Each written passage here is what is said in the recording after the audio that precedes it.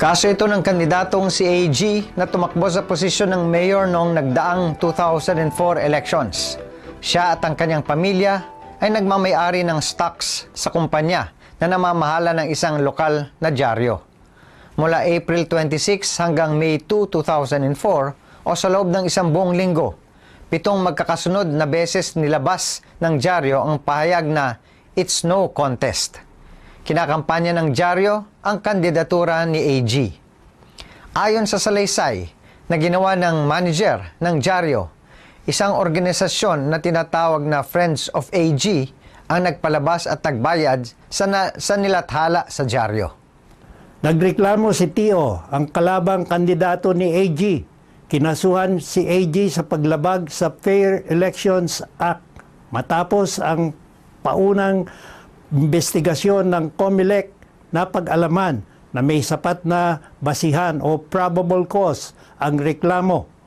Pinag-utos ang pagsasampa ng kaukulang impormasyon laban kay AG para sa paglabag ng batas.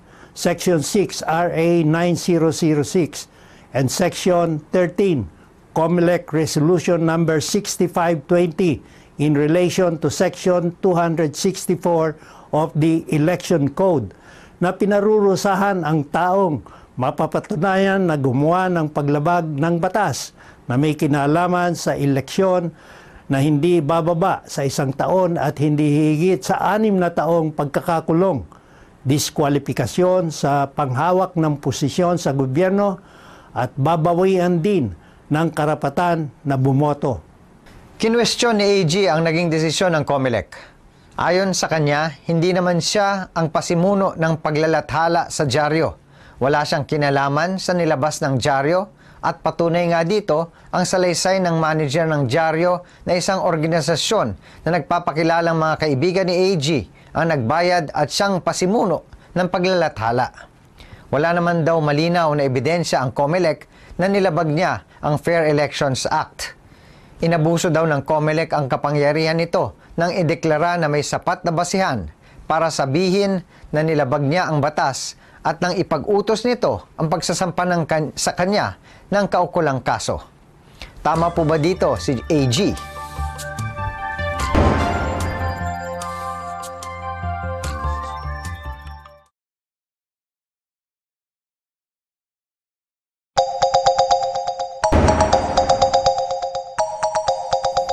Mali po si AG, hindi porke sinabing may sapat na basihan upang kasuhan siya sa batas ay sigurado na talaga o positibo na nagkasala ang isang tao. Hindi naman kasama sa investigasyon kung sapat na o kulang pa ang ebidensyang hawak upang mapakulong ang taong kinakasuhan. Kung sa tingin ng prosecution ay sapat na ang hawak niyang ebidensya upang paniwalaan ng isang ordinaryong tao na ang kanyang paglabag sa batas may sapat na basihan upang sampahan siya ng kaukulang kaso. Sa kasong ito, malinaw ang naging pahayag ni AG. Ang paglalathala ng patalastas sa dyaryo ay binayaran ng isang organisasyon na nagpakilala bilang mga kaibigan ni AG. May tuturing na isang donasyon ang ginawa kay AG alinsunod sa batas.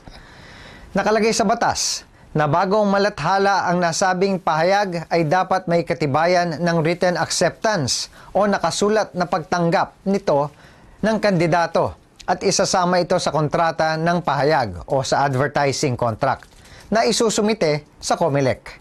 Sa kaso pong ito, ipinagpapalagay na may kasamang nakasulat na pagtanggap ni AG ang nasabing paglalathala at kung sakali man na wala ito, ipinapalagay na may kinalaman pa rin siya sa inirereklamong kaso. Ang patakaran tungkol sa pagkakaroon ng nakasulat na pagtanggap o written acceptance ng mga kandidato ay paraan ng batas upang maiwasan ang paglalathala at pamimigay ng propaganda ng mga kandidato na sobra sa dami, laki at iba pang limitasyong idinidikta ng batas na walang malinaw na pagpayag ng kandidatong sangkot dahil itong paglabag na ito ay hahantong sa prosekusyon ng kandidato para sa tinatawag nating election offenses alinsunod sa Section 264 ng Omnibus Election Code. Dapat lamang nahayaan ang paglilitis ng impormasyong nakahain sa korte.